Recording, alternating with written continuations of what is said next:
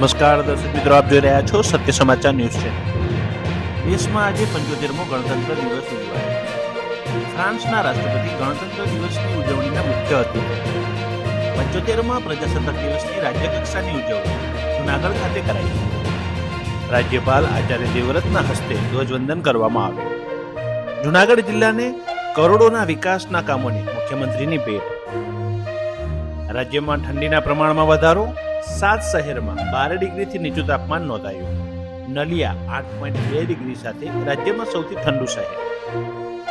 ગાંધીનગર જિલ્લાના દહેગામ ખાતે પ્રજાસત્તાક પર્વ ધ્વજવંદન કરતા વિધાનસભાના અધ્યક્ષ શંકરભાઈ ચૌધરી. 5 હસ્તીઓને પદ્મ વિભૂષણ અપાશે.